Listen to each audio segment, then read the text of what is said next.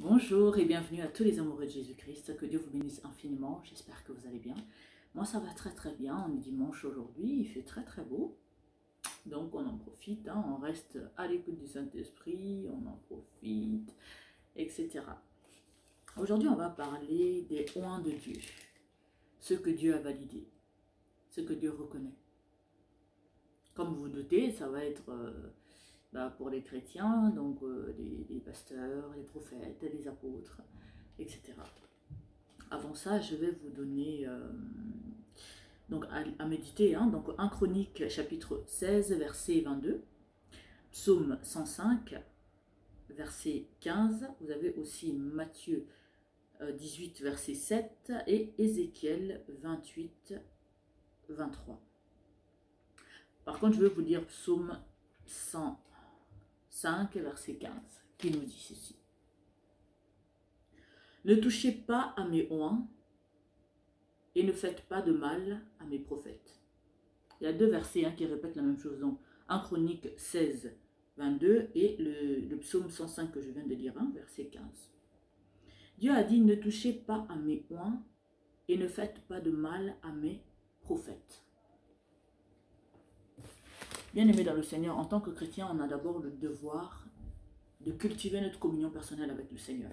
Donc, grandir en maturité spirituelle. Ce qui veut dire reconnaître quand une personne est un oint de Dieu ou pas. Beaucoup de personnes passent leur temps à critiquer, que ce soit des pasteurs, des prophètes, les apôtres. Le problème ici, j'ai envie de dire personnellement, quelqu'un peut me critiquer, peut remettre en question mon appel. Il est libre, il est vraiment libre de faire ce qu'il veut. Mais tout ce que je veux conseiller à toutes ces personnes-là qui ont pour habitude de critiquer leur pasteur, de critiquer ceci, de critiquer cela, je ne dis pas qu'il y a des faux pasteurs qui abusent de la confiance des brebis de Dieu, mais vous êtes responsable. C'est votre responsabilité de cultiver votre communion avec le Seigneur pour ne pas vous faire tromper par toutes ces personnes-là. Donc, vous n'avez pas à blâmer qui que ce soit. Parce que si vous étiez sérieux avec Dieu, si vous avez cultivé votre communion personnelle avec Dieu, vous saurez qui est un oint de Dieu et qui ne l'est pas. Et vous qui vous obstinez à insulter, à mépriser les serviteurs de Dieu, je vous invite vivement, avec tout l'amour possible, je vous invite à arrêter. Parce que vaut mieux insulter n'importe qui comme tu veux que d'insulter un oint de Dieu. Parce que quand tu insultes un oint de Dieu, c'est Dieu que tu es en train d'insulter. C'est Dieu que tu es en train de combattre. Ce n'est pas mon ministère que tu combats. Ce n'est pas le ministère de l'apôtre Olivier que tu combats. Ce n'est pas le ministère de tous les pasteurs, tous les autorités spirituelles qu'il y a dans le monde que tu combats. C'est Dieu que tu es en train de combattre. Donc tu appelles le malheur dans ta vie. Tu appelles la destruction dans ta vie. Tu appelles les problèmes dans ta vie. C'est comme si quelqu'un, il était tranquillement chez lui, il décide de sortir, d'aller se balader. Jusqu'à là, tout va bien. Il dit, ah ben tiens, j'ai envie d'aller au zoo. Ok, bien, belle activité. Il part se promener, il arrive au zoo, tranquille, il se promène, il regarde tous les animaux qu'il y a, et puis il décide, oh j'ai envie d'entrer dans la cage d'un tigre. On est d'accord que c'est une très très mauvaise décision. C'est assez risque et péril. On est d'accord que quand il va entrer là-dedans, on sait ce qui va se passer. Ben, c'est comme ça qu'une personne qui méprise un oint de Dieu se comporte. Il entre dans l'enclos du tigre, sans défense, sans garantie d'en sortir vivant. Et on sait ce qui va se passer. Ne touchez pas à mes oints. Laisse les autres insulter les pasteurs, qu'ils soient des vrais ou des faux, ce n'est pas votre problème. Ça, c'est l'affaire de Dieu. Laissez les autres se moquer de Dieu. Laissez les autres insulter les serviteurs de Dieu, mais vous ne vous mêlez pas de ça. Parce que c'est le malheur que vous appelez dans votre vie. Faites attention. Beaucoup de personnes se demandent pourquoi ma vie ne réussit pas. J'ai fait des grandes études, j'ai un bac plus 8. J'ai un bac plus 5. J'ai tel talent. Mais quand je fais quelque chose, c'est toujours les autres qui me dépassent alors qu'ils n'ont pas la moitié du talent que j'ai. Mais pose-toi la question.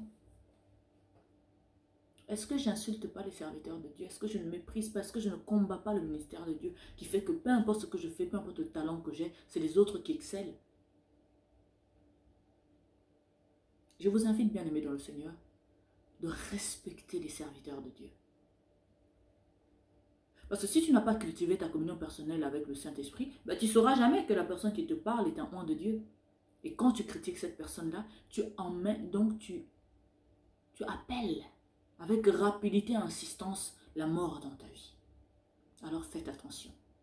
Parce que la parole de Dieu me dit encore un peu plus loin, malheur par celui que viendra le scandale.